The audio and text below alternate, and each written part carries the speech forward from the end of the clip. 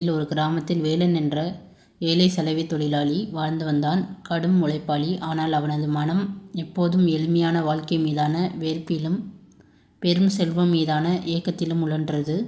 ஒரு நாள் கிராமத்தின் அருகே உள்ள பழைய அரசு கிணற்றில் துணி துவைத்து கொண்டிருக்கும் போது கிணற்று மண்ணுக்குள் இருந்து ஒரு சிறிய மங்கலான பொற்காசு கிடைத்தது. வேலன் அதனை கண்டதும் அடைந்த மகிழ்ச்சிக்கு எல்லையே இல்லை.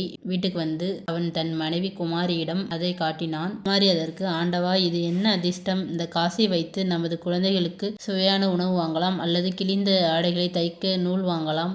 வேலன் சிரித்து கொண்டே, இந்த ஒரு காசை வைத்து என்ன பெரிய மகிழ்ச்சி கிடைத்துவிடப் போகிறது? இந்த காசு எங்கிருந்து வந்தது என்று சிந்திக்கிறாயா? இது ஏதோ ஒரு பெரிய புதையலின் அடையாளம். இந்த ஒரு காசு போதும், என் வாழ்க்கையையே மாற்றி அமைக்கப் போகிறது. அந்த காசு அவனது ஆசைக்கு ஒரு தீப்பொறியாக மாறியது.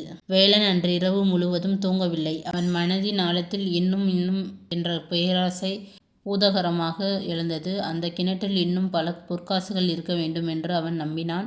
அடுத்த நாள் முதல் அவன் தனது துணி துவைக்கும் வேலையை நிறுத்திவிட்டு இரவும் பகலும் அந்த கிணற்றில் ஆழமாக தோண்ட ஆரம்பித்தான். தனது சிறிய துணிகள் சலவை செய்யும் வருமானத்தையும் இழந்தான். ஒரு நாள் ஆழமாக தோண்டும் போது அவனது கைக்கு ஒரு பழைய இரும்பு பேழை தட்டுப்பட்டது. வேலன் மூச்சிறைக்க அந்த பேழையை பிடுங்கி மேலே கொண்டு வந்தான். குமாரி ஆவலுடன் பேழையை திறந்தால் அவர்களுக்கு அதிர்ச்சி. பேழை நிறைய தங்கமோ வைரமோ இல்லை. அதற்கு பதிலாக அது முழுவதும் கருத்த கெட்டியான களிமண் நிரம்பி இருந்தது. குமாரி, ஐயோ, இது வெறும் களிமண் மட்டும்தானா? வேலன் ஆத்திரத்தில் களிமண்ணை தூக்கி எறிந்தான். அப்போ அந்த பழைய அரசு கிணற்றின் அருகில் சிறிய பொற்காசை மட்டுமே வைத்து திருப்தி அடையாத வேலனும், ஆசை என்பது அளவுடன் இருக்க வேண்டும்.